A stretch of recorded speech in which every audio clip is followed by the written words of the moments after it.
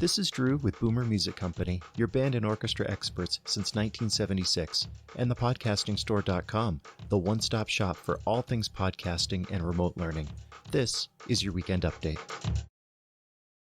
Well, greetings and welcome to your weekend update. We're kind of in that anticipatory portion of the year where things are going to happen and we're making the preparations for it. The biggest one, of course, being Step Up Day, which is coming in less than a month. More info on that as we get closer. But also, we've got a whole bunch of new gear in for the podcasting store. Now, this stuff is new to us, but it's really going to help take your content generation to the next level. And I'm going to be doing lots of demos, maybe some unboxing videos, but showing you how to use this stuff, and there'll be deals and specials and stuff on all of that. So stay tuned for that. I'm super excited to start putting this out there for all of you to use.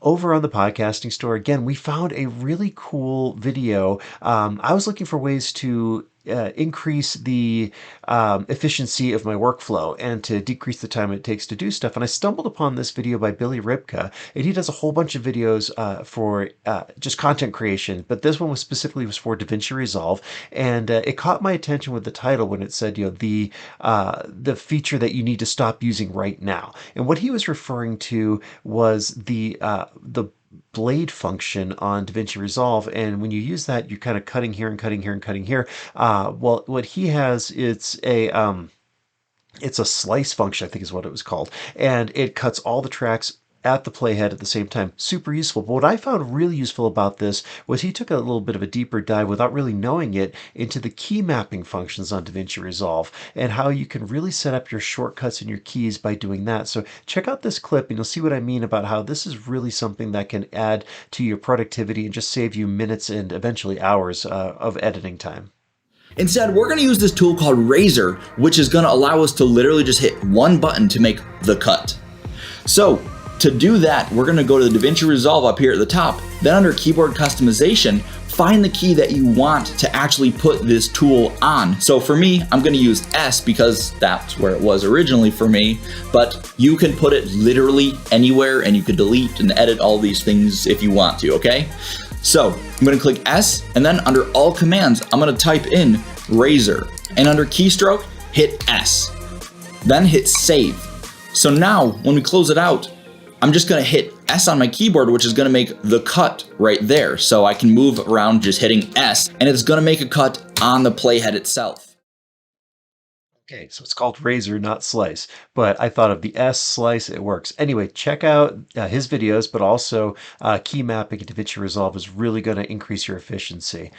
This week on The View from the Road, I was exploring a couple of different topics, and one that have just been turning around in my head a whole bunch is women in music, and specifically women who are directors at a high school level, and there's just seems to be a dearth of them. And as I explained in the video, I'm not sure that this is a problem, but it's something that it just keeps nagging in the back of my head, and I didn't have much in the way of solutions because I'm not sure that there is any, and again, I'm not sure if there's a problem, but check out the video for that. But also the other thing I was discussing was the useful life of instruments, how long something can stay in a school instrument pool and still maintain its ability to function. And the answer kind of surprised me when I found that out. I mean, there's no specific answer, of course, but check out a clip from the video where I talk about kind of how I've tried to approach answering that question.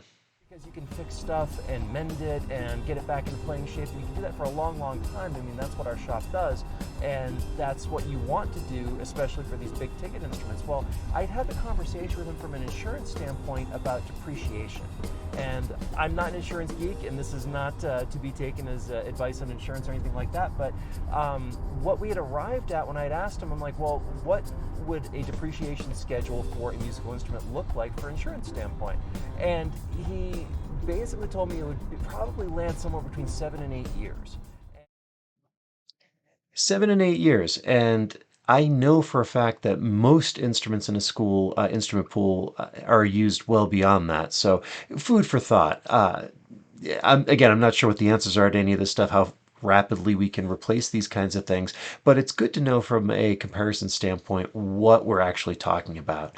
And then over on the Podcasting Store Medium page, I shared an essay that I wrote for Music Inc. magazine, and it was titled On the Road Again. And what this was talking about was when Emily, who used to work for me, left and moved to California, that left a hole in our road service, specifically in Loveland. And I kind of picked up the mantle on that and started going back on the road. And what I wanted to explore was why adding this kind of work and this working in my business, not on it, was actually one of the best things that happened to me. So check that out if you haven't seen it yet. It was published in the October issue of Music Inc., but also I shared it again over on the Medium page.